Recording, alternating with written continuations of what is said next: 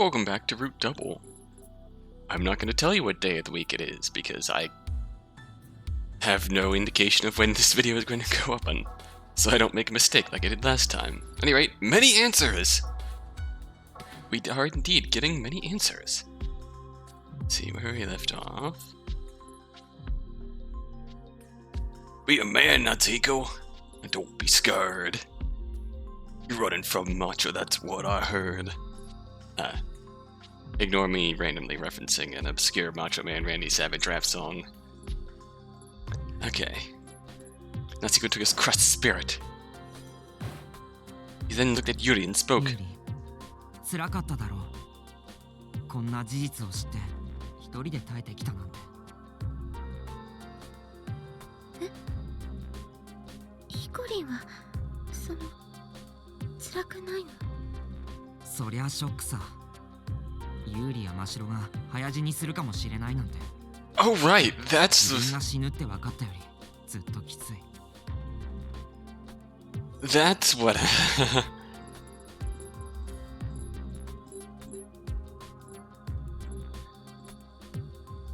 The higher your aptitude, the shorter your lifespan is.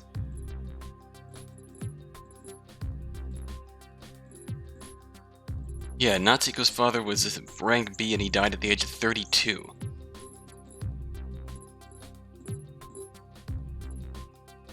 Yeah, we had the discussion in the tips last time. Where, how,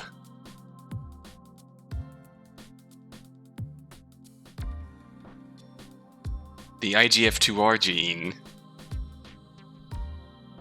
is perhaps not a tumor inhibitor, but some kind of control factor.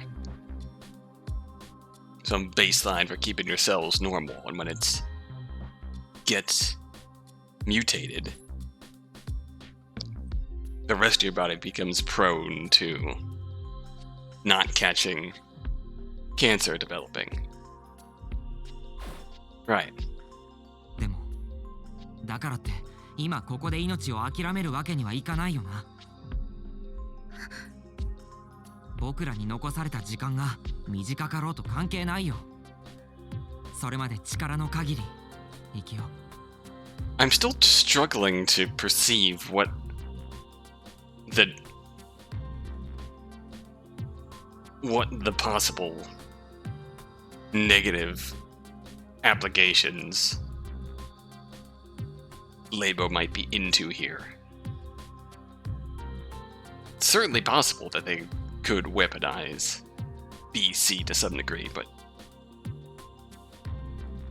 again, that might be something that's just to come, because at the very least they're probably doing unethical experiments to try and learn about it, and they've been keeping a whole bunch of stuff secret. 有利だってそう思うだろう。They have a lot to answer for, but it remains to be seen how much. だから僕に助けを求めたんだろう。At any rate, this isn't about Labo, it's about the lives of these poor kids. They just want to get out and live their lives while they can. The anxiety on Yuri's face finally brightened up. Natsuhiko breathed a mental sigh of relief, then spoke up in a firm voice. じゃあそのためにもだ。まだ解けてない謎を何とかしなきゃならないな。That's right. 解けてない謎っていうと？まず隔壁のことだよ。どうして隔壁は閉まりっぱなしなんだ？放射性物質じゃないなら隔壁を開けても外に拡散はしないだろう？正直それは私にもわからないんだけど、多分被験体の逃亡を阻止するためだと思う。Okay, yeah. That's bad.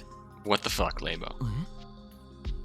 火災に乗じて被験体がラボの外に出たら大変なことになるでしょ。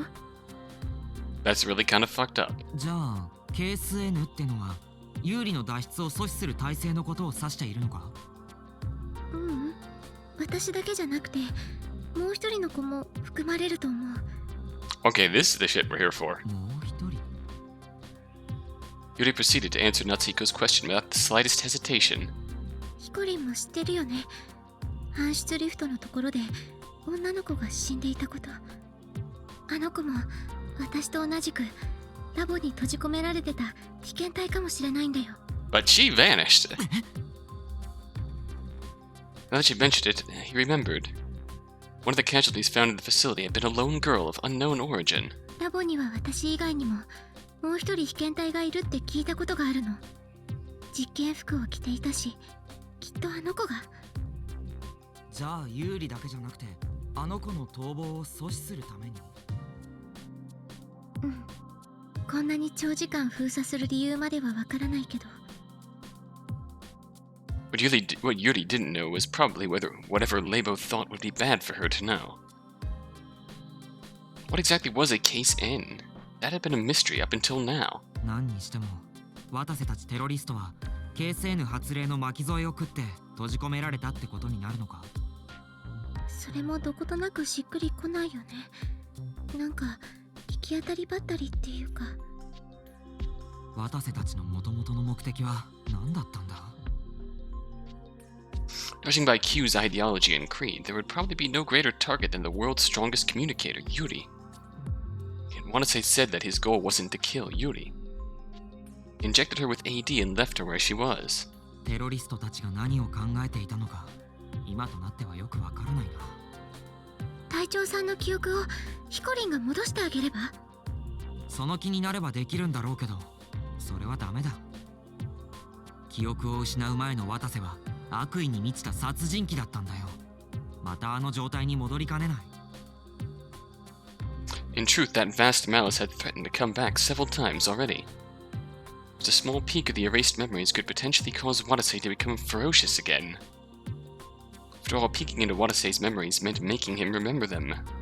でもそれって不思議だよね。何が？記憶喪失になった後の隊長さんはすごくいい人だったもん。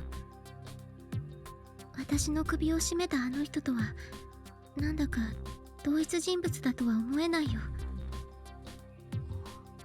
確かに。At least we're now having this discussion. ヒコリンが心の中に入ってたせいかもしれないけど。Also possible. If we were the ones using Senses Sympathy all the time, so that might actually be the case. True enough, Watase had been straining to save everyone like a true rescue worker. Even if Watase were a good man, the second he regained his memories, he could very well lose that character. But is it okay to leave him as is? How long can we keep him in this unnatural state? Needless to say, it would be difficult. Dr. Tenkawa had said it herself in Yuri's memories. Memories erased with Senses Sympathy could return if given the chance. And Watase nearly regained his memories several times. But in that case, what do I do? As soon as that thought crossed Natsuhiko's mind, they heard a sound from outside the door. It was Watase's voice. Did he bring Sally with him? Natsuhiko rushed to the keypad beside the door and entered the password. Upon which, Watase appeared. Watase spoke sadly as he entered the shelter. And oddly, he was alone. 隊長さん、サリは？いなかった。え？例の非常階段に行ってみたんだが、彼女の姿はどこにもなかったんだよ。Natsuhiko gasped. サリュちゃんも消えた？ Confession? Astonished by the turn of events, Natsuhiko tried using empathy on Watase. Then heard Watase's mental voice. 行くまでに時間がかかりすぎたのか。気絶からもう目覚めちまったのかもしれん。Eh? しかし、どこに行ったんだろう。Could be talking about Salyu. Watase didn't appear to be lying, which was a relief to Natsuhiko. Basically, Salyu probably woke up and went somewhere else, just as Watase had surmised. In that case, I should be able to contact her through telepathy. Natsuhiko tried doing so immediately. サリュ、聞こえるか？聞こえたら心の中で返事してくれ。僕がそれをエンパシーで聞く。Just as he had told her, he then tried using empathy on Salyu, but... Huh? No matter how many times he used empathy, he couldn't hear her mental voice. What's going on? Why can't I communicate with Salyu? Natsuhiko panicked as he tried to think of possible reasons. There's only one thing he could think of. I see. Salyu's probably injected with AD. Now that he thought about it, there were signs that Salyu had been injecting herself. Oh. Like how they had found empty AD ampules in places where she had been. Or how she was able to grapple with Watase in the WX particle contaminated Area N. Salyu doesn't know that this place is actually a BC research facility. She must have read a disaster prevention manual somewhere and kept injecting herself with AD under the belief that it's a radiation inhibitor. Talking about that point with Watase would complicate matters. Natsuhiko concluded that Salyu waking up safely meant that she would probably be fine for the time being, so he changed the subject. サリュは身の危険を感じてどこかの部屋に隠れているんじゃ。それならいいが。何か気になるんですか？もしかすると俺を探しているのかもしれん。隊長さんを探してるってどうして？さっきも言ったが、俺はあの子に完全に敵視されている。その理由はあの子自身が俺と立花に語ってくれたよ。夏彦くんが気絶している間のことだが、あの話聞こえてたか？いいえ。そうか。Watase's expression rapidly became pensive. The more Watase thought, the more uneasy Natsuhiko got. なあ、夏彦くん。君もその真っ白って子も銃で撃たれているが、撃った犯人の顔は見ていないのか？見ていません。犯人は顔を隠していたから。Okay, this stuff from Natsuhiko's perspective really makes you nervous. 本当か？それ。本当ですよ。どうしてそんなことを？ How much do you remember, son? いや、こんなことを言ったらまたおかしいと思われる。God, thinking about that from Natsuhiko's perspective, yeah, fuck yeah, that's terrifying. But it could very well be,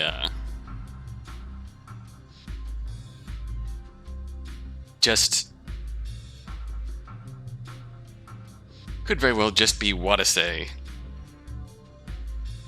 wanting some confirmation. もう言わないわけにはいかない。I may have shot you. Watase drew closer to Natsuhiko and continued. 実は君たちを見るたび奇妙な映像が目の前に浮かぶんだ。まるで自分の記憶みたいに鮮明な。どれもこれも怒りと恐怖と殺意に彩られた不穏な映像だ。俺が怪物と呼ばれる何かと戦っていたり、誰かを後ろから撃ったり。だからもしかしてこんなことは考えたくもないが、君たちを襲ったのは俺なのか？なぜそう思うんですか？サリュが言ってたんだ。俺の正体はテロリストだって。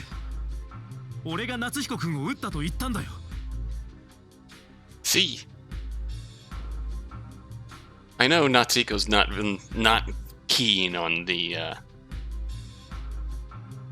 forgiving Watase, but I feel like it might be productive to say something along the lines of, even so, you've been nothing but a good rescue worker as far as I can tell. Now, so... 考えないようにしていた。俺はレスキュー隊長のはずだから。立花と森部がそう言った以上、テロリストなんかのわけがないと。だけどなあ、ユーリも俺を初めて見た時からずっと怯えていただろう。もしかしてそれもそのせいなのか？ I feel like we can... 俺はレスキュー隊長じゃなくてテロリストなのか？君らは記憶を失う前の俺の正体を知っているんじゃないのか？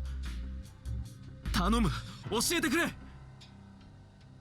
Even Natsuhiko could see just how thoroughly confused Watase was. Watase was probably scared to know the truth. And Natsuhiko was scared to tell it to him. However, Can't keep this up. Doesn't look like we can keep deceiving him like this for much longer. Natsuhiko quietly asked a question. 隊長さん、失われた記憶を取り戻したいと思いますか？ Both Watase and Yuri's eyes widened at those words. ヒコリ、何を言うつもり？ごめんユーリ。さっきはああ言ったけど、彼が気づいたならもう仕方がないよ。君たちは何を言っているんだ。もう仕方ないって何が。いいから隊長さん、答えてください。記憶を取り戻したいかどうか。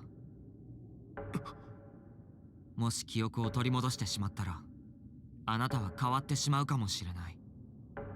レスキュー隊長である今のあなたは、視力を尽くしてみんなの命を救おうとした渡瀬は消えてしまうかもしれない。真実を知ったことであなたの見ている世界は変わり、僕ら周囲の人間との関係も一変して全てを敵に回すかもしれない。知ってしまったら後戻りできないんですよ。それでもあなたは記憶を取り戻したいんですか？ Watase silently pondered the question for a moment. あ Answered with a grave voice. あ、そうしないともう俺は耐えられそうにない。自分のしでかしたことも分からず、自分が悪人である可能性を抱えたままで居続けるなんて耐えられないんだよ。Natsuhiko understood Watase's bitter sentiment. That's right. I thought you'd say something like that. You want proof that your will to save everyone, even at the cost of your own life, is genuine, don't you? That consideration, Natsuhiko finally made up his mind. だったら隊長さん、本当のことを話します。僕はずっとあなたに嘘をついていました。あなたの推察通りですよ。隊長さんが聞いていた幻聴は僕が送ったテレパシーです。こんな感じに。Watase's face froze instantly. Natsuhiko continued as Watase stared at him in total shock. さらに僕はエンパシーを使い、あなたの心の声をずっと聞いてきました。 Wow, that's going a bit. 感覚も共有し、あなたの見聞きしてきたものを僕 That's a が hell of 見 a てきた thing. んです。だけど BC 能力ってのはそれだけじゃない。僕は人の記憶を操作できる。あなたの記憶を消したのは僕なんですよ。 Wow. Natsuhiko's words quietly echoed in the still shelter. Oh boy. Watase was greatly perturbed by Natsuhiko's declaration. I can manipulate memories. Would have laughed at the very idea of it under any other circumstances. There was not a single trace of a lie in Natsuhiko's voice and face at that moment. Is that true? Tried thinking that as a test, only to get an immediate telepathic reply. ああ、本当だ。There was no longer any room for doubt. Natsuhiko was reading Watase's mind and talking directly into it. Those people like this really do exist. Suddenly, the seemingly normal boy who'd been standing before him now looked like a monster wielding mysterious power in Watase's eyes. And seeing as how she didn't look surprised in the slightest, perhaps Yuri also had the same power. 夏彦君、 Watase called out to Natsuhiko in a shaky voice. 君が俺の記憶を消したのが本当だとして戻すことはできるのか？ええ、もちろんです。だったら戻してくれ。俺の記憶の中にまだ分かってない様々な謎の答えがあるはずだ。そうでしょうね。でも本音を言えば僕はあなたの記憶を戻したくないんです。わかりますか？その意味が。Watase pondered the meaning of those words. Why wouldn't Natsuhiko want to give him back his memories? He could think of only one answer for that. So I really am the one who attacked Natsuhiko and his friends. So he erased my memories and rendered me powerless in order to protect himself. Yes, hold on to that fact. Watase wanted to collapse onto his knees right then and there. If that was true, then that meant the gun Watase had found lying near Natsuhiko in Area N most likely belonged to Watase himself. He'd used it to shoot Natsuhiko and left it there. If his theory was correct, then it explained everything. All the pieces had fallen into place. Shit! Watase gritted his teeth. He had no idea what kind of person he'd been before his amnesia. There was no doubt he'd been a wicked man. The thought made Watase's heart feel like it would shatter into millions of pieces. Does that mean I don't have a chance in hell of earning their trust? Trust. That was the one thing Watase wanted more than anything else at the moment. There's absolutely no way he could rescue the other ones he wished to save if they didn't trust him. He'd have to show them his resolve in order to gain that trust. Yes, that's right. The resolve to cast away my own life. How do I show them that the past me and the current me are different? Wait, I know. He absolutely could not put himself above them. Watase then thought about the object in his breast pocket. Pistol. It's the only way. Natsuhiko-kun. Watase resolved himself and took out the gun. Their faces warped with fright. Natsuhiko stepped forward to protect Yuri. Watase calmly held out the gun and gently presented it to Natsuhiko. この銃は君が持て。その上で俺の記憶を戻してくれ。君が危惧しているのは、俺の記憶が戻ったら君たちをまた襲うんじゃないかということだろ。だから用心のためさ。もし記憶を取り戻すと同時に俺が君を襲うようなことがあれば、ためらいなくこの銃で撃て。なんですって？記憶を失う前の俺はよほど信頼の置けないやつだったらしいな。だが今の俺は。It's probably different. Why does he believe that? Nothing he ever said right now could convince him of that, so he had to express himself through actions rather than words. 頼む。こういう形でしか俺は俺の誠意を見せられない。君たちを襲うよりは撃たれた方がまだマシだ。隊長さん。The earnesty of his plea seemed to finally draw a hint of trust out of Natsuhiko. Natsuhiko timidly stretched his hand out, took the gun. Ah.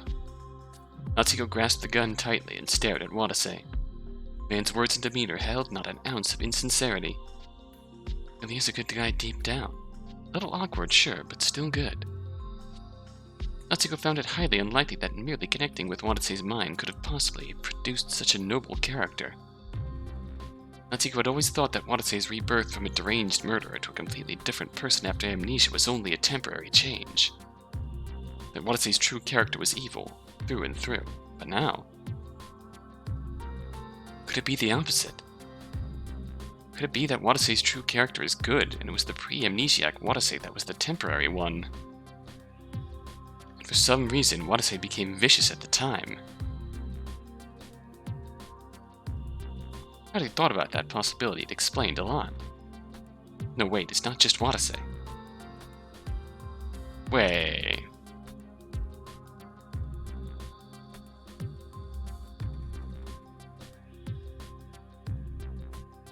I mean, the one consideration we can give is that when Watase attacked them in the warehouse, he was actively not trying to kill them. When he attacked them in Labo, he was actively trying to kill them. So then that's something. Come to think of it, Jun, Miss Tachibana, and Mr. Okita's sudden abnormal shift in behavior all seem to resemble Watase's character transfiguration. So that means we'll get pre-Labo Watase back. Some external cause is causing everyone to become vicious then. Doesn't that make Watase just another victim here? It was still terroristic beforehand, but Natsuhiko had firmly believed original Watase equals vicious terrorist. Now the presumption quickly became suspect. Well, maybe he wasn't one of the... I don't know. But if that weren't the case, then why did Watase have a gun? If he weren't a terrorist, then there was no way he'd bring a gun into the facility. True. Who was the true Watase, and how long had he been made vicious? What was his purpose in coming to this facility in the first place? Natsuhiko had the feeling he'd find the answer to all those questions within Watase's memories. わかりました、隊長さん。あなたの記憶を戻しましょう。頼めるか。ええ、消したのは僕です。戻すのも僕がやります。When those words left Natsuhiko's lips, Yuri gasped and raised her voice. 待ってヒコリン、私がやるよ。ユーリが？だってヒコリン、消した記憶の修復なんてしたことないでしょ。記憶改ざんならちょっとだけ経験がある。なんとかやってやるよ。でも不安だよ。だったら私が代わりに。ダメだユーリ、それは危険だ。Natsuhiko stubbornly resisted Yuri's suggestion.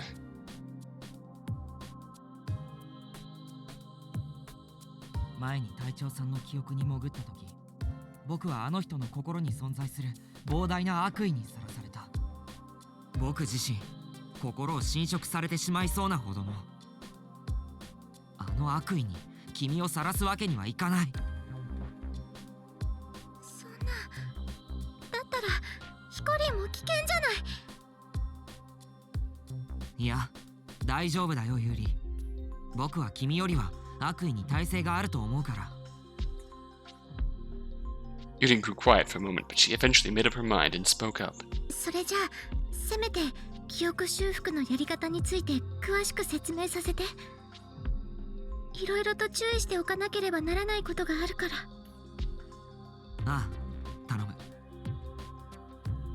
Yuri thus began her own explanation. まずヒコリンが隊長さんの脳内に入ったら、そこに無数の記憶の断片が浮かんでいるのが見えると思う。あれは人の脳内に満ちている情報が視覚化された状態なんだよ。Natsuhiko had guessed as much. Yuri continued once Natsuhiko nodded to indicate his comprehension. 普通は視覚化させるのにも随分訓練が必要なんだけど、ヒコリンはもう視覚化できてるみたいだから。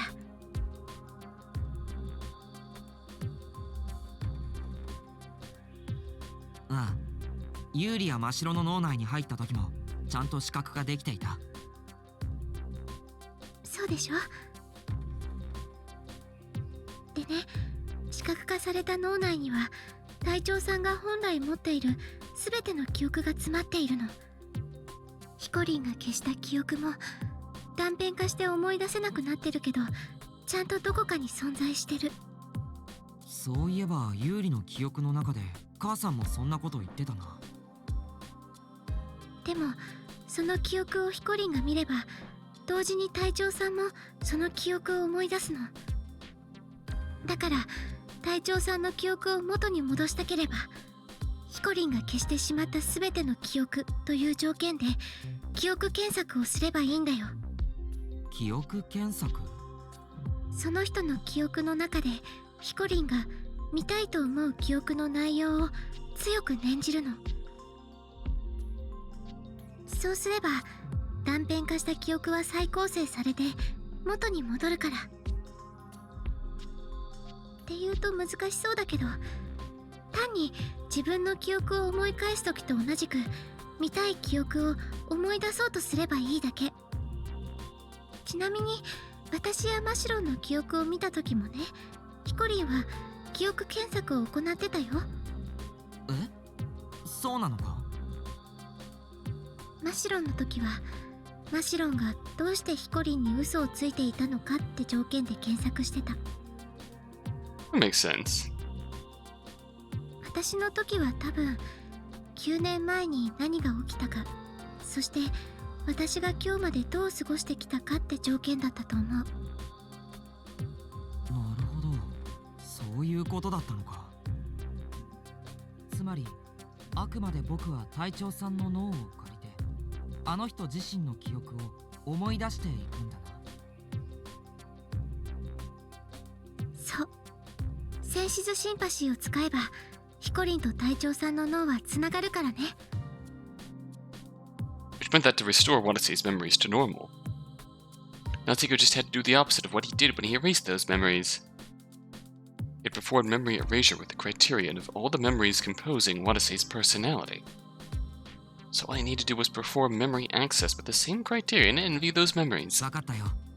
他に注意点は？記憶を読むとき、できるだけ古い記憶から読み始めることかな。時系列を順に追っていた方がその人の過去が理解しやすくなるから。それともう一つ重要なことが、ヒコリンがその記憶を見てどう思うかってことはその人の記憶に影響を及ぼすんだよ。それ次第で微妙に記憶の内容は変わるから気をつけて。I wonder if this is an actual tutorial. 記憶の内容が変わる？記憶操作が行われるってことか。操作というほどではないけど、それに近いことが起こるんだよ。例えばヒコリンが隊長さんの記憶の中で副隊長さんに会ったとするよね。ああ。その時にヒコリンが副隊長さんのことを好きだと思えば、隊長さんも副隊長さんに好印象を持つし、その逆もあり得るの。We are actually going to have Senses Sympathy choices in these flashbacks, aren't we? 事実は変わらないけど印象が変わるってことかい？そう。頭の中のイメージなんて曖昧なものだからね。That's gotta be why we're getting this explanation. ヒコリンの感じた思いがその人にとっての真実になる。それを忘れないで。Yuri's warning reminded Natsuhiko of the words he'd heard a few days ago. 人は自分の記憶を自覚しないままいろいろと書き換える性質がある。事実が変わらなくとも思いは移ろう。絶対のOh, sorry. Past is a haze of ambiguity. Even if the truth doesn't change, feelings do. There's no absolute truth. Past is a haze of ambiguity. So the Phantom Yuri had said. Perhaps the same could be said in regards to reading other people's memory. だったら事実をありのままに知るためにはなるべく意識をフラットな状態に保って記憶を見ていくべきか。そうだね。私も大抵はそうしてきたよ。これで注意点は全部だけど大丈夫？ And with that, Natsuhiko mentally sorted through what he was told. There were 3 things he had to remember. To restore Watase's memory back to normal, Natsuhiko had to access Watase's memories of the past and view them. To better understand Watase, Natsuhiko should read his memories in chronological order, starting from the oldest. Natsuhiko's impressions during Senses Sympathy influenced Watase's memory. Thus, Natsuhiko should keep his consciousness as flat as possible. 問題なさそうだ。そう。それじゃあ最後に。Yuri grasped Natsuhiko's hand. ヒコリン、もし隊長さんの心の中の悪意に負けそうになっても、ヒコリンには私がついてる。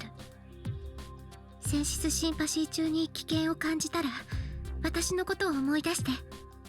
ヒコリンの心が壊れそうになった時は、それが救いになるはずだから。Yuri gazed at Natsuhiko as she spoke anxiously. Her words gave him courage more than anything else. ああ、心強いよ、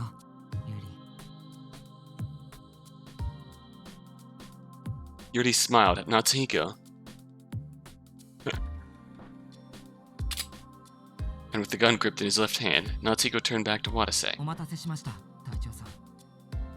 それじゃ始めましょう。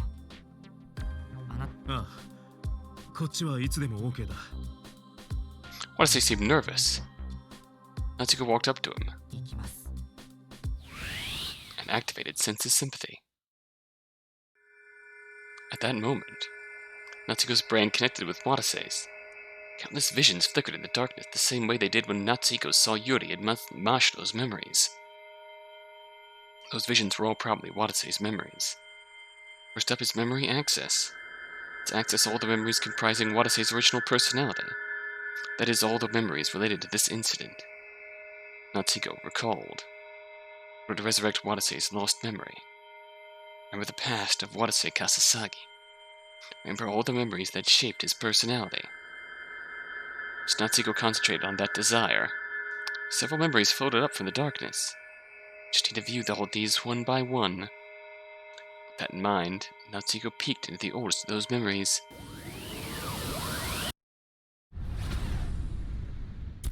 I'm still not splicing these in. It was clearly different from the simple Senses Sympathy that Natsuhiko had been using on Watase before.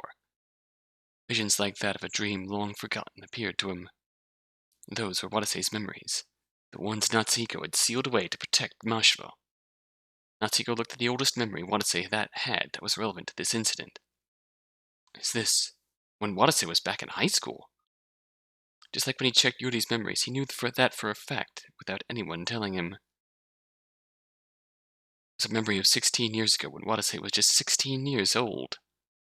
That day, Watase had been quietly reading a book in his room as he listened to classical music. Along with that sense of nostalgia, he heard her cheery voice play back in his ears. Watase!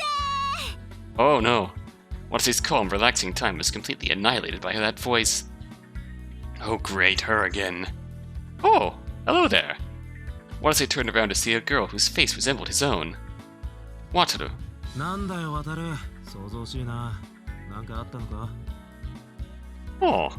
外を見てごらんよ。いい天気だよ。あ？そんだけ？勉強ばっかりしてないで遊びに行こうよ。やだ。天気いいから遊びに行くって子供じゃあるまいし。I'm a big boy now. いいからいいから。部屋にばっかりこもってると腐っちゃうよ。Wataru forcefully pried Watase away from his desk. おい。ほらほら急いで。市外に出るんだから早く支度してね。わかったよ。ちょっと待ってろ。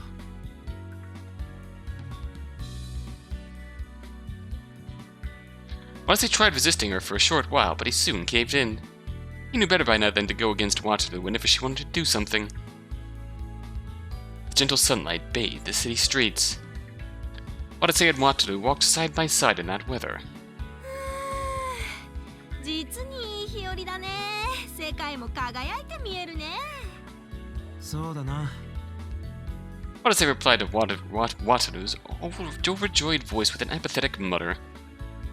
Though she was his older twin sister and had almost the exact same face as him, their personalities couldn't be any more different. Watase was an indoors person who liked spending his days off reading books. Hence why the only reason he was out of the house right now was because Wataru had taken him out around town. で、なんで町に行くって？用事でもあんのか？いや、バイト代入ったからさ、あんたになんか買ってあげようと思ってね。Oh. Oh. じゃあ本屋でなんか文庫本でも。ダメダメそんなのおごりがいがないよ。どうせ買うならもっと買って楽しいものを。そうだ。今日はお姉ちゃんがあんたに服を買ってあげよう。Oh no. Huh. あ？いいよ別に。いいからいいから。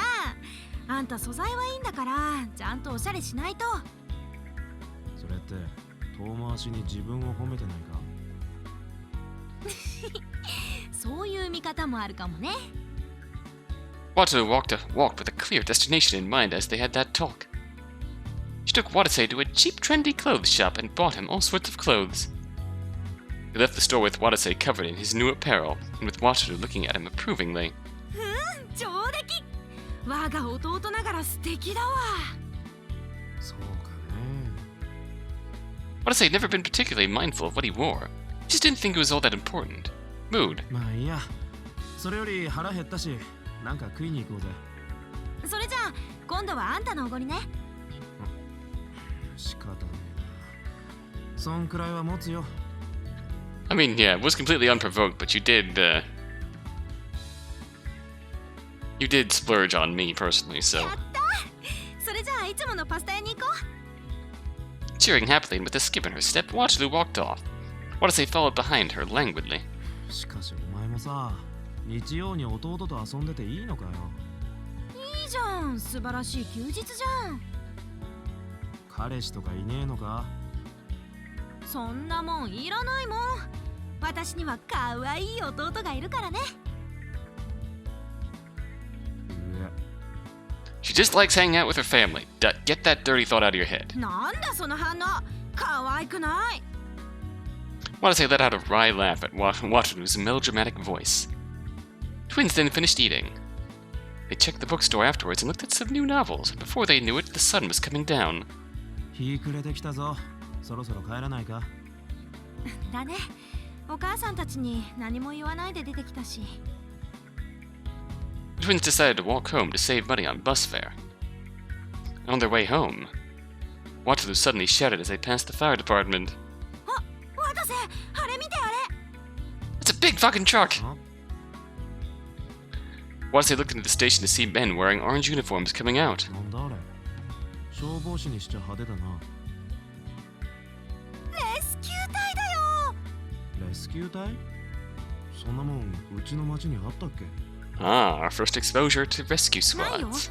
多分防災指導かなんかのために東京あたりから来たんじゃないかな。ふーん。で、それがどうしたんだ？どうしたのじゃないよ。かっこいいじゃん。何渡る？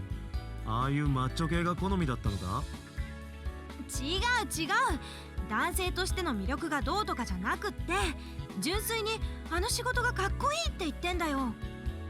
人の命を救うためなら、たとえ火の中水の中、憧れるっしょ、そういうの。そうか？でも今のところ女性のレスキュー隊員っていないんだよね。なれるものなら私がその座につきたいもんだ。なんだそれ？初耳だよ。お前そんなもんになろうと思ってたのか？そんなもんとはなんだ。立派な職業じゃないか。I mean, I'm sure it's thrilling and fulfilling to save lives, but it's also really dangerous, really taxing, physically and emotionally, I'm sure. いや、失言。でも、レスキューね。Watase carefully looked Wataru over. She certainly had the attitude, but she wasn't all that good at sports. 渡るには難しいと思うけどな。なる前から心配してどうすんの。そういうことはなってから考えればいいんだよ。Ah, なれるかどうかが心配なんだよ。 you do have the attitude, but 何さ渡瀬、人の夢を否定するのは良くないよ。あんたにも夢くらいあるでしょ。特にない。へえ、寂しい子だねお前は。仕方ないだろ。世は不景気だし、日本もどん詰まりだし、先を見たってたかが知れてるさ。考えすぎなんだよ渡瀬は。考えすぎると臆病になって何にも考えられなくなっちゃうよ。そういうもんかね。お前はむしろ少し考えてから動いた方がいいと思うけどな。you'd rather not be thinking along the same lines as her. But Wataru paid no heed to Watase's disapproval as she lifted her hand into the よ air. ーし決めた。明日からランニングを始めよう。 Bold. いいね。三日坊主にならんよう頑張ってな。何人事みたいに言ってんの。あんたも付き合ってよ。Oh no. なんで俺が？一人より二人の方が長続きするでしょ。あんたももやしっこなんだからちょうどいいじゃん。めんどくせえな。 But as usual, Wataru wouldn't change her mind no matter what he said. And she was right that Watase was out of shape. まあいいか。ちょっとくらいは付き合うよ。やった。持つべきものは弟だわ。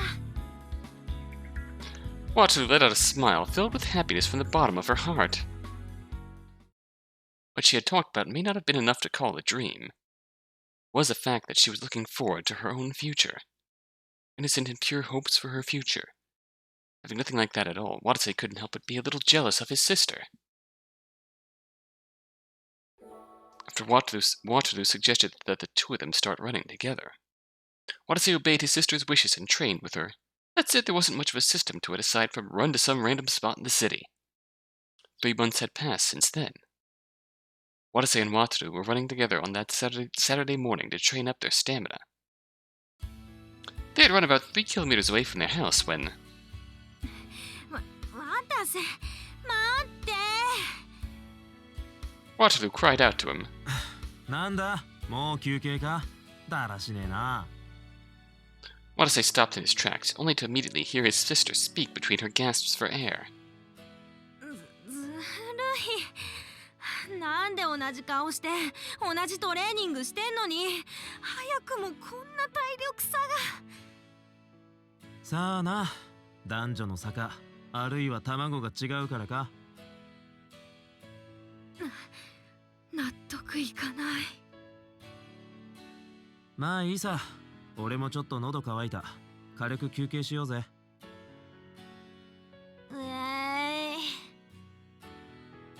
The twins walked up to a nearby vending machine and bought sports drinks. They rested up as they drank them down, only to hear strange voices from somewhere. What? Oh boy. Huh? なんだろう。 They looked in the direction of the voices to find men in suits standing in front of a building.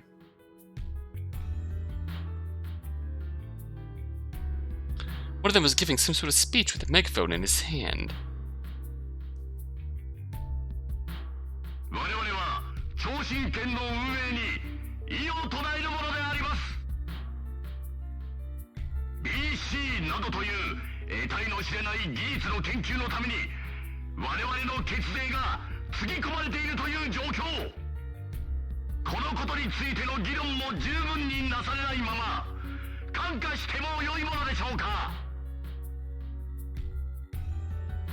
The man was shouting while facing the people walking down the street. No, facing a large building not too far from him. It was a big research facility that had been built there nearly 2 years ago. It was the Rokumi City Parapsychology Research Center, or PRC for short. It appeared they were giving a speech condemning the facility right in front of it. なんなんだありゃ。何わめいてんだ？ああ、近頃街を騒がせてる BC 排斥派の市民団体だね。 BC？ 知らないの？どえらい話題になってんのに。ちょっと前の話だけどさ、テレパシーとかの超能力が実在することが科学的に証明されたんだよ。遠くの人に言葉を届ける力とか、人の心を読む力とか、そういう能力を総称して BC っていうらしいんだ。ああ、そういえば聞いたことがあるような。Watase didn't watch TV, nor did he browse the internet all that much. Thus, he only had a scarce knowledge of topics he wasn't all that interested in. で、その BC とやらが実証されたって具体的にどんな風に？まず2年前にフランスの科学者が超能力が使える人を遺伝子的に判別する方法を偶然発見したらしくてさ。まあその学説自体もしばらくはとんでも扱いされてたんだけど、今年の頭にそこの超神経の研究チームがその説を裏付ける大発見をしてね。大発見って？人の心の声を伝達する素粒子 BC 粒子ってのを発見したんだって。はあ、心の声ね。それで超神経は大盛り上がりよ。これは科学の世界がひっくり返るような発見だ。この研究に力を入れていこうって。六名市議会もそれを後押しして市の予算をバカスカつぎ込むことにしたんだとさ。Watase kept responding disinterestedly. He found it somewhat comical how adults were getting so worked up over the research of something as much as of an enigma as ESP. That's what they do at this huge place? Watase looked toward the PRC as he thought that, only to see a person in the facility. Huh? A young woman was standing at a window on the 3rd floor. A blonde. Is she a foreigner? What is this? She looked down at the citizen group with dull eyes as they gave their speech. The group continued to give their soapbox speech in a voice loud enough for the woman to hear it.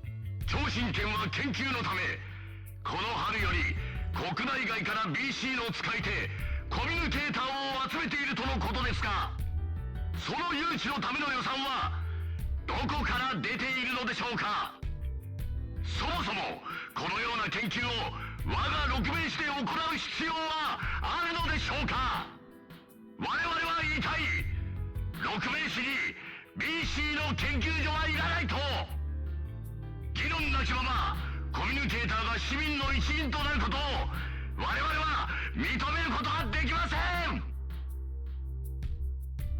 Ah, yes, let's meet you at the table to have a fair and open discussion about why half our population doesn't deserve to be citizens. Watase felt exasperated at their hysteric cries. しかし、なんであの市民団体とやらはあんな怒ってんだ Make sure you punch a Nazi today. 超新研が何の研究しようが、超能力者集めようが関係ないじゃんか。それはなんだかんだ理由をつけてるけど要はあの人たち怖いんだと思うよ怖い？何が？ BC を使える人コミュニケーターがこの町に集まってくることが自分にとってよくわからない研究がこの町で行われることがさなんでそんなに？いや実は他の国ではこの BC 絡みの事件がちょこちょこ起こってるんだってイギリスだかフランスだかではコミュニケーターの住んでいた家が焼き討ちにあったりひどい事件が起きたりしてんだよ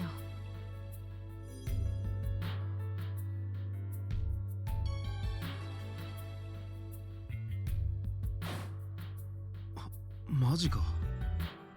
超能力者を恐れた一般人が超能力者を襲うなんてまるでどっかの SF 小説みたいだな。And so, ordinary people afraid of BC users coming to their city in fear of having these attacks in their city. That's the pipeline right down to being afraid enough of these BC communicators to burn their houses down. Really short pipeline. 21世紀にもなってねそういうのが実際起こるなんて信じられないよ But when he thought about it carefully, Watase found that he understood why people would be so afraid of mind readers. In more religious countries, those espers could perhaps be seen as servants of the devil. 怖いか。 Well, that's what religions do with everyone they don't like. It also sounded like Rokame City and the PRC were gathering those communicators for their research. All while barely explaining a thing to the townspeople, including Watase. ま、なんかわからんでもないな。あの市民団体の言うことも。何それ本気だってそうだろ街のあちこちに心読めるやつなんかがいたら不気味じゃないか。プライバシーもクソもなくなるし、おちおちスケベな妄想もできない。するのスケベな妄想いやしないけど、まあ要するに何もうちの町でそんなもん研究しなくてもいいだろって話だよ。超能力者が実在しようがしまいが別に構わんが、六名士には集まらんで、どっかよその町に行ってくれってこった。Ah, yes. Stage 1 on the radicalization scale. I'm not against this group of people. I just rather they not be out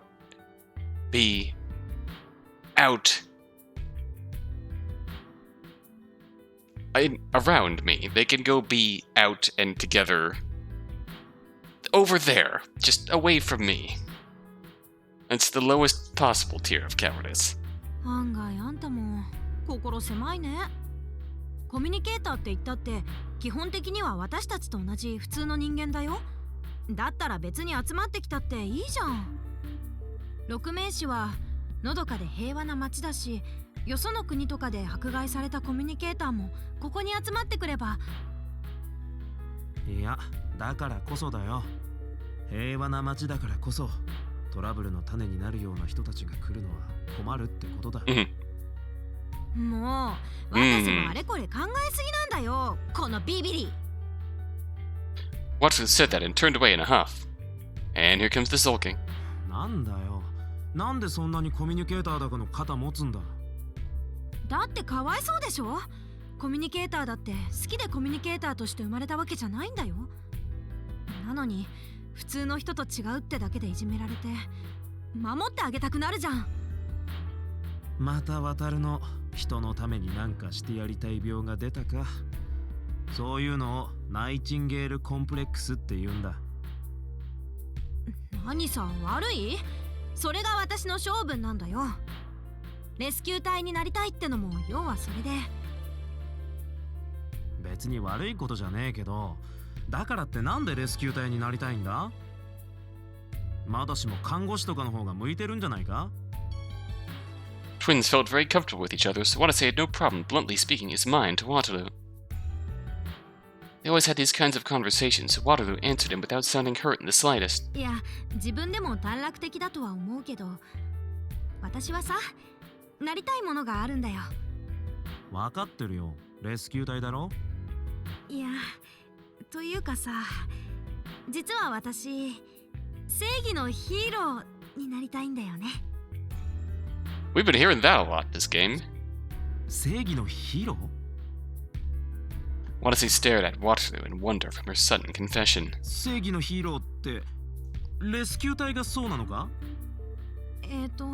さっきの市民団体の話じゃないけどさ、世の中いろいろな正義があるよね。急に何の話だ？いいから聞いてよ。まずあの市民団体の人たちは BC 排斥運動を自分の正義だと思ってるよね。うん。一方、超神権の人たちは多分 BC の研究をすることが正しいことだって信じてる。コミュニケーターにも私たちにもそれぞれ個人の正義がある。それぞれの正義について考えたり、個々の人に感情移入しちゃうと何が正義だか悪だか分かんなくなっちゃうんだよ。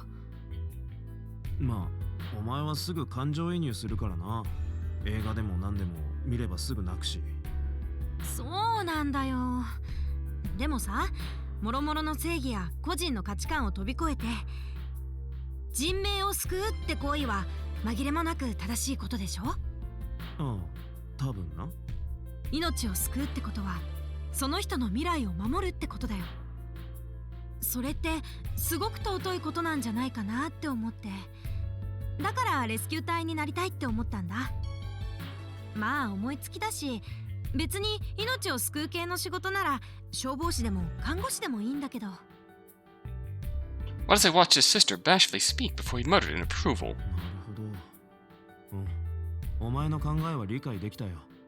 分かってもらえた？ああ、感服もした。でも一点気になることが。なんでよりにもよってレスキュー隊なんだ？言ったらなんだけど、お前体力あんまないし運動神経も切れてんじゃん。そんなお前がレスキュー隊なんかになったら人を助ける前に自分の命を落としちまうぞ。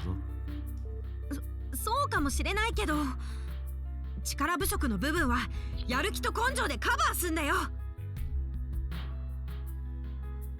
ポンクラな私でも身を削って頑張ればなんとかなるっしょ。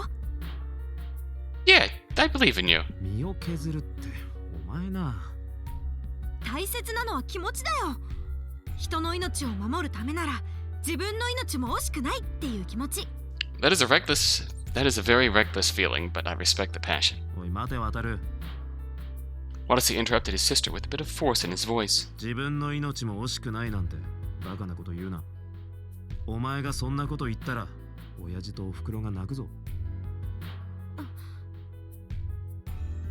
Wataru gasped at the suddenly serious tone and speech her brother had adopted. そうだね。特にお母さんを悲しませちゃダメだよね。当たり前だ。Watase and Wataru were fraternal twins, but they'd heard that their delivery had been quite the difficult one naturally.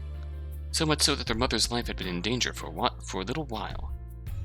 It was for that reason that their parents showered them with love once they had been safely born. Thus it was only natural that Watase got angry about Wataru talking about her own life like it was nothing. Yeah, that makes a lot of sense. 自分の命を軽んずるような発言はやめるよ。 That's a good idea. It would be a real shame if something were to happen to you, Wataru. Welcome to the Tip Zone, where we read the tips that we acquired during a normal episode of Root Double. Read about the Nightingale Complex. Florence Nightingale was the founder of modern nursing education. Soldiers in the Crimean War were treated by Nightingale, who were said to have kissed her shadow in tears. The Nightingale Complex, also known as the Florence Nightingale Effect or Syndrome, was born from that anecdote referring to the situation where the dependence and desire for acknowledgement between givers and recipients of care shift into romantic feelings. The Nightingale Complex is said to be similar to the suspension bridge effect, where the excitement of a tense situation is perceived as romantic feelings, as well as the Stockholm Syndrome, in which a hostage's resistance turns into positive feelings for their captor through the joint experience of an unexpected situation. That said, despite the name of the Nightingale Complex, Nightingale herself never became involved with her patients. She felt she had no time for romance, since at any given time somebody could need nursing. A devoted nurse. That is for sure. And on that note... Well... Watase has hit stage 1 of the bigotry scale. I'm not against this group, but I'd rather they not be here. I'd rather they not be out in the open over here. I'd rather they be over there, where I don't have to look at them and think about them. And he's also got the whole, creating imaginary fear by imagining perceived situations where they might put you in danger. Imagining completely exaggerated situations where they might put you in danger just by existing. Playing that up and using that to justify your own beliefs that you don't want that group around. That's bad. Watase's hit stage 1. Watase's hit stage 1. And he's living a relatively normal high school life. Next time on Root Double, we're probably going to see Watase get radicalized even more. Until next time. Until then...